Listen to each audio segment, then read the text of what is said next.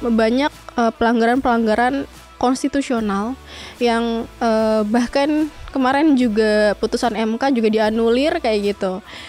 Mereka nggak menganggap rakyat, mereka nggak menganggap adanya konstitusi. Terus bagaimana akhirnya kemarin hukum atau undang-undang suka-suka DPR, suka-suka pemerintahan mau dibikin seperti apa, putusan MK juga nggak dianggap. Peraturan yang harusnya jadi pedoman, UU yang harusnya jadi pedoman itu bisa diubah kapanpun, suka-suka rezim Jokowi. Beliau mau berbenah gitu, kalau mau gitu. Tapi yang aku lihat juga justru beliau gencar-gencarnya sih, lagi mikirin aduh anaknya abis ini mau taruh di mana ya gitu, abis ini ngejabat apa ya gitu.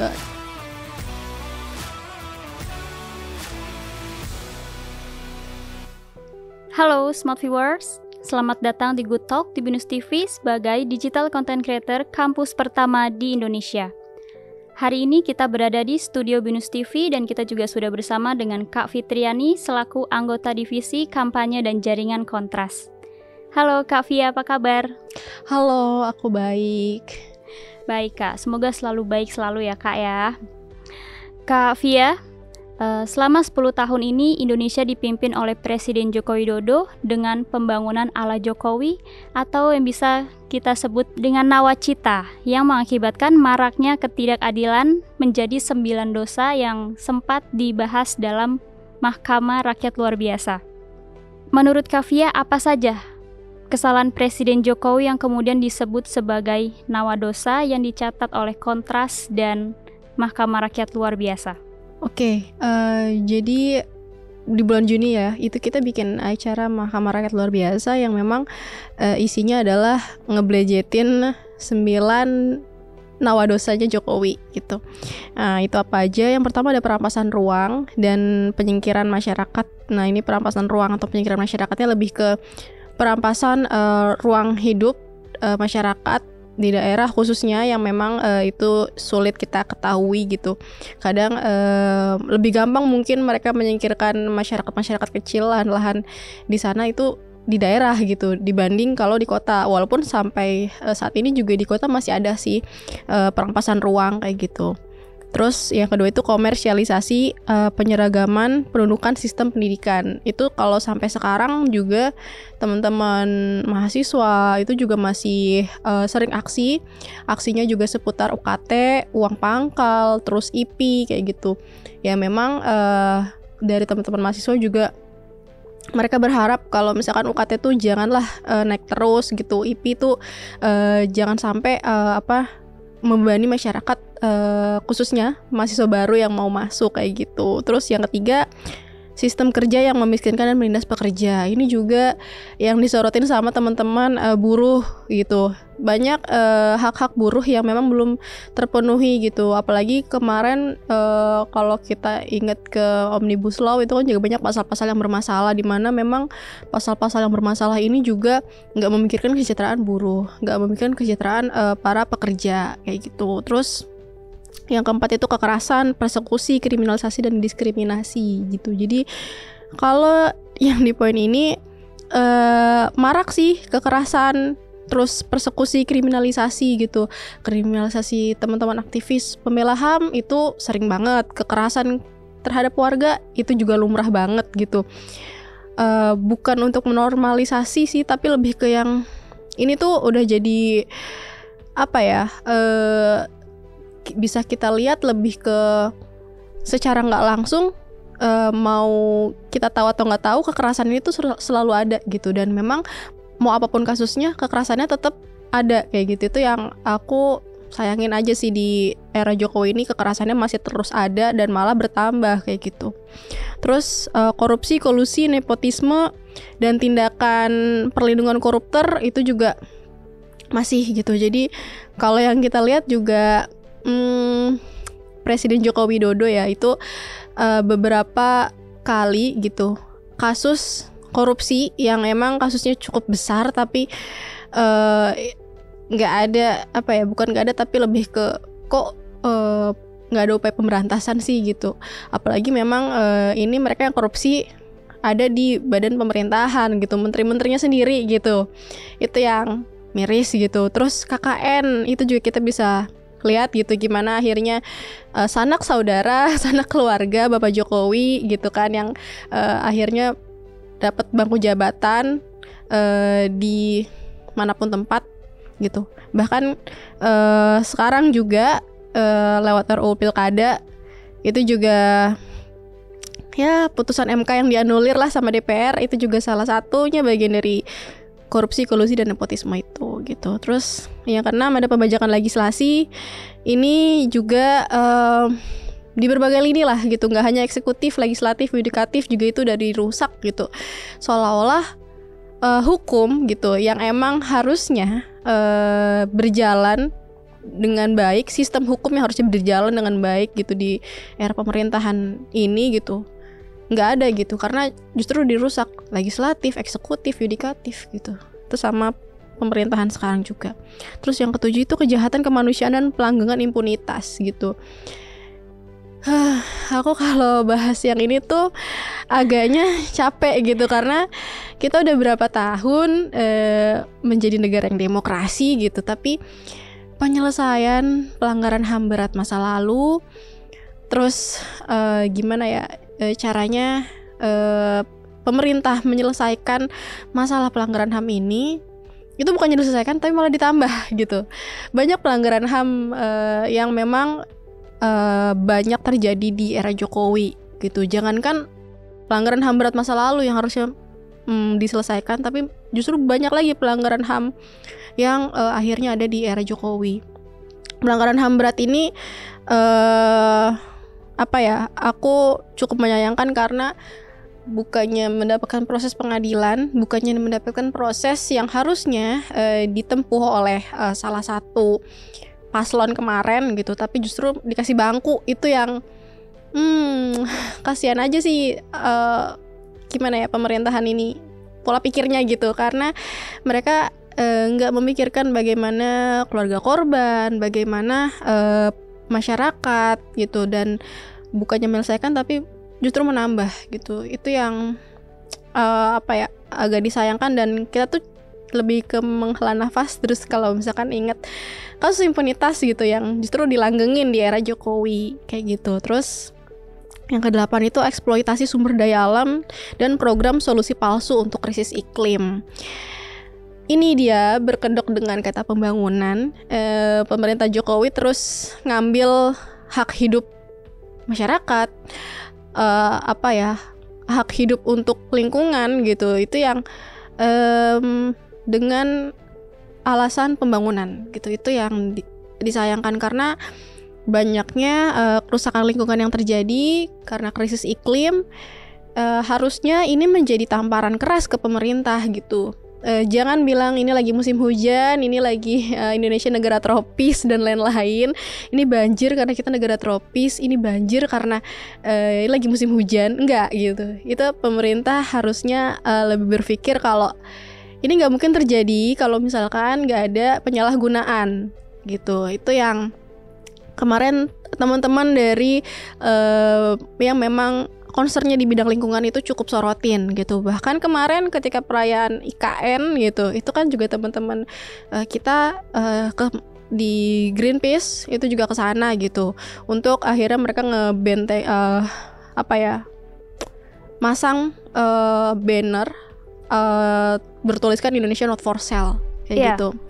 Itu keren banget, walaupun akhirnya mereka ditangkepin gitu sama aparat di IKN. Itu juga yang tadi masuk ke poin yang atas, yang kriminalisasi dan diskriminasi. Itu yang kayak pengamanan tapi bisa biasa aja nggak sih Pak, kayak gitu. Itu yang sampai sekarang masih terjadi lah di era Jokowi. Terus yang ke-9, militerisme dan militerisasi. Ini hal yang jadi sangat dinormalin banget di era Jokowi, karena militerisme, pendekatan militer gitu ke sipil yang kita sorotin khususnya di Papua itu udah nggak bisa ditolerir kayak gitu. Di sana korbannya bukan hanya masyarakat sipil yang mereka kategorinya orang dewasa, anak-anak juga banyak gitu di sana.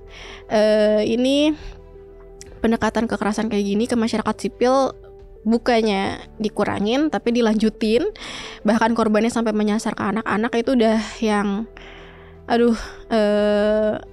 aku berpikirnya harusnya ini diudahin gitu, tapi kenapa harus dilanjutin kayak gitu sih Kak. Jadi ada 9 nawadosa Jokowi yang memang teman-teman sorotin di era Jokowi selama 10 tahunnya beliau memimpin gitu. Baik, dari daftar 9 dosa, nawadosa tersebut, Kontras berfokus pada kegagalan Jokowi dalam menyelesaikan kasus pelanggaran berat HAM di Indonesia. Boleh dijelaskan Kak, boleh dijelaskan apa saja catatan mengenai dosa ini? Oke, jadi sebenarnya banyak ya kebijakan yang dihasilkan sama rezim Jokowi itu ketika beliau memimpin, gak berpihak pada publik, kebijakan yang diambil terburu-buru, terus juga gak memikirkan kalau Indonesia tuh negara demokrasi, kita tuh harus banyak-banyaknya menyerap aspirasi publik gitu, bukan yang akhirnya diputuskan sendiri oleh orang-orangnya sendiri, hari itu harus jadi kayak gitu. Terus kursi kabinetnya juga yang aku lihat berapa kali sih Menteri Jokowi ini mengganti pemerintahannya, menterinya lah berapa kali diganti, berapa kali di reshuffle. Ada nggak perbaikan? Nggak ada gitu. Itu yang menurut aku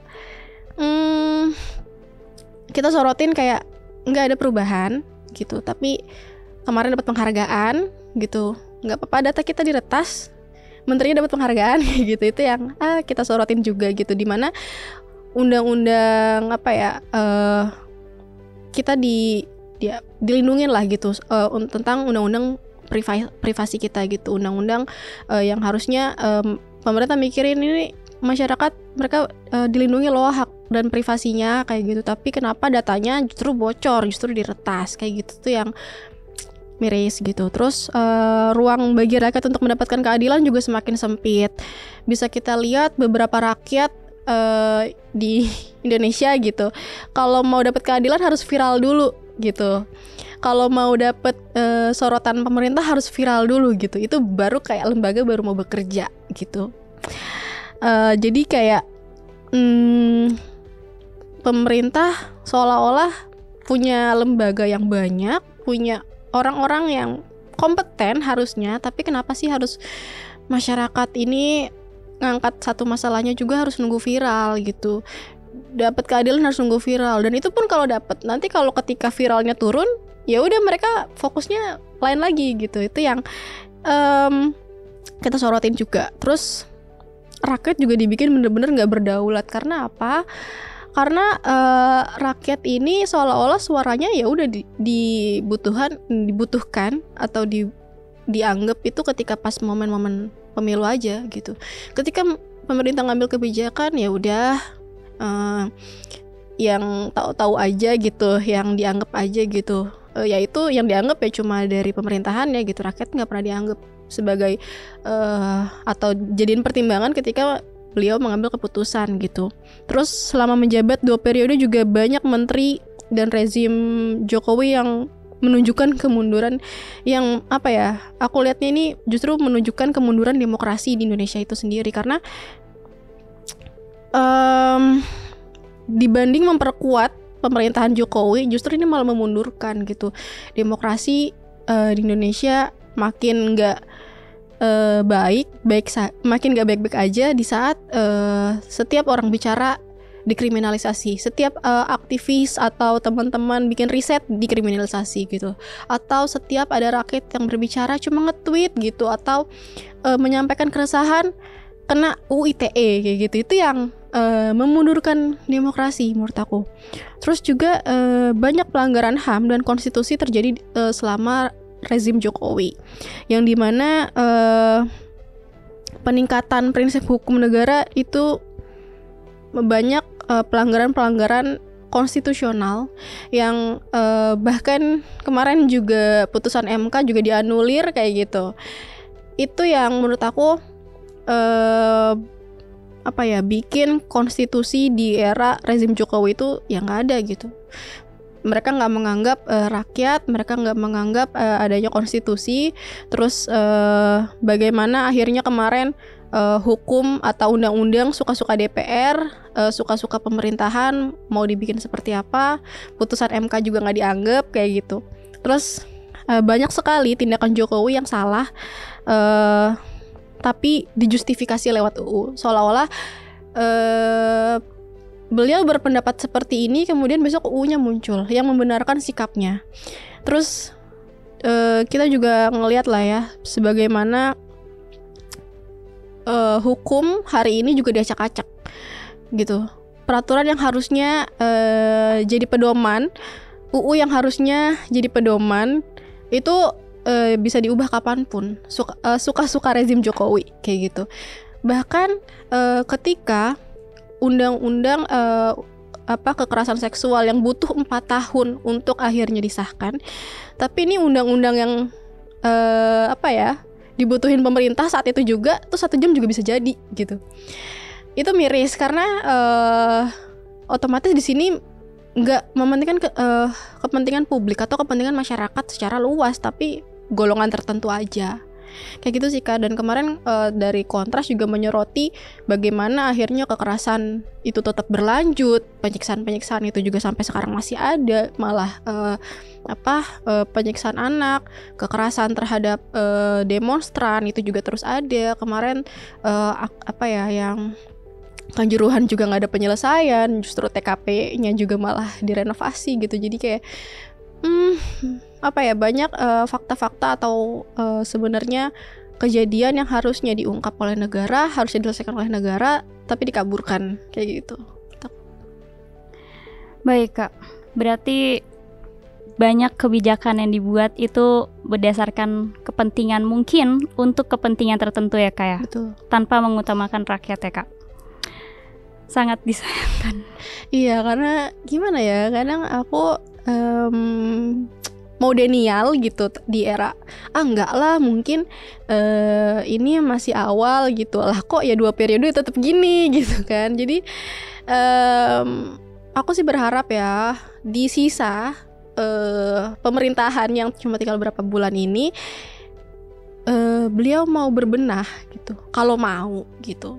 Tapi yang aku lihat juga justru beliau gencar-gencarnya sih lagi mikirin, aduh anaknya abis ini mau taruh di mana ya gitu, abis ini ngejabat apa ya gitu. Justru yang aku pikirin adalah ketika bapak pensiun, kamu meneruskan nak, kayak gitu.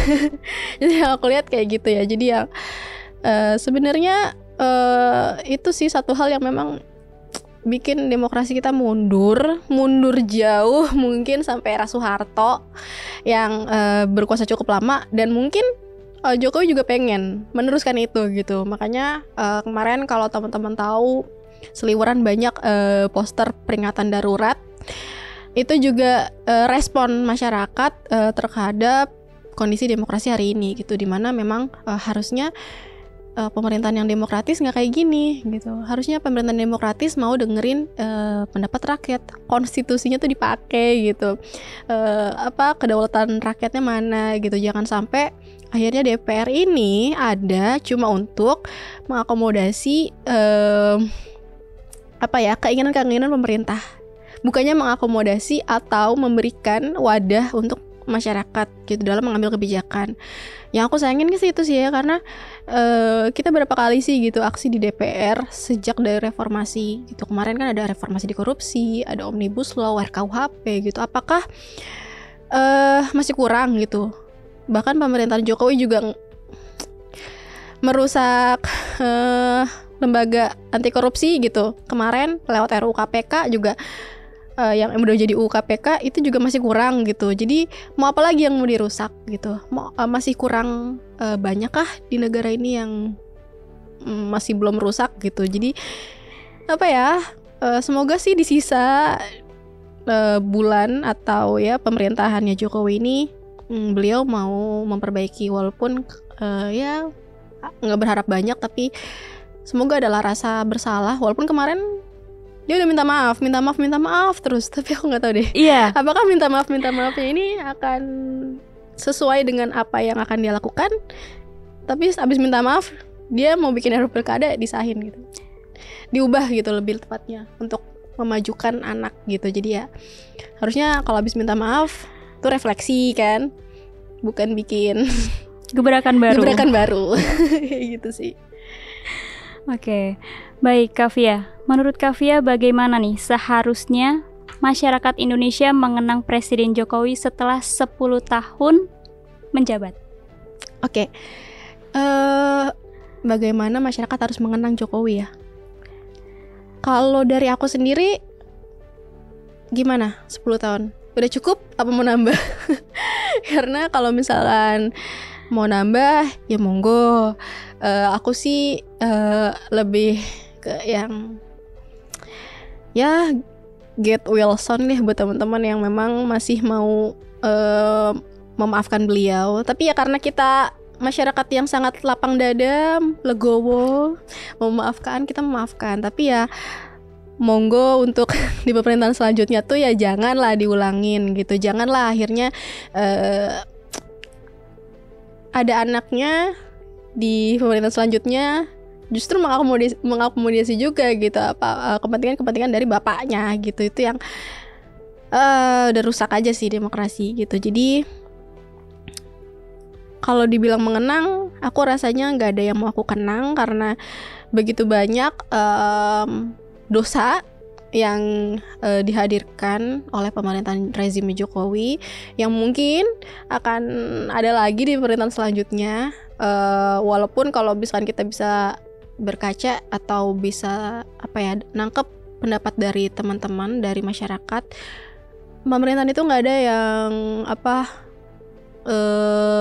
sempurna gitu. Tapi sebaik-baiknya pemerintahan harusnya memang pemerintahan yang berpihak kepada rakyat gitu. Pemerintahan yang akhirnya benar-benar bekerja untuk rakyat, bukan bekerja untuk keluarga. Ya memang kita semua kerja ataupun berkehidupan larinya balik lagi ke keluarga. Tapi balik lagi kalau misalkan udah jadi pejabat publik, yang harus dipikirin bukan cuma keluarga.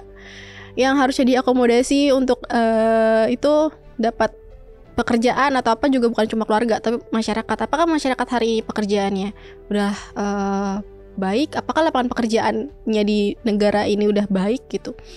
Jadi jangan dipikirin lapangan pekerjaan buat anak aja tapi lapangan kerja buat masyarakat itu gimana gitu. Terus bagaimana akhirnya pemerintahan juga mau menyelesaikan pelanggaran HAM berat masa lalu. Gimana akhirnya pemerintah mau berhenti melakukan kekerasan, penyiksaan atau intimidatif yang sifatnya intimidatif gitu ke masyarakat. Gitu berhentilah kasih pendekatan militer ke masyarakat. Karena ya masyarakat itu harusnya diakomodasi suaranya, dianggap suaranya bukan hanya pas pemilu, tapi ketika pemerintahan itu berjalan. Baik, pemerintah harus lebih mendengarkan rakyatnya, Kak. Betul. Baik, Kak Fia, kita gak kerasa ngobrol-ngobrol sudah sampai di penghujung acara. Terima kasih Kak Fia sudah ngobrol-ngobrol di Gotalk pada hari ini. Iya, terima kasih juga teman-teman smart viewers yang emang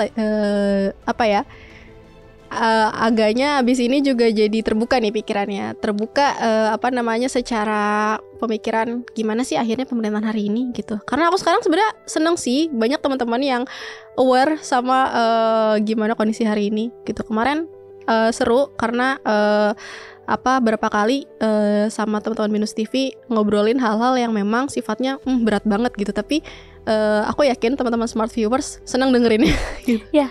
Generasi lebih kritis, Kak. Betul, biar nggak dianggap Gen Z nggak kritis gitu. Tapi kita buktiin kalau Gen Z itu kita melek informasi gitu. Betul. Kita tuh kritis banget kayak Betul. gitu.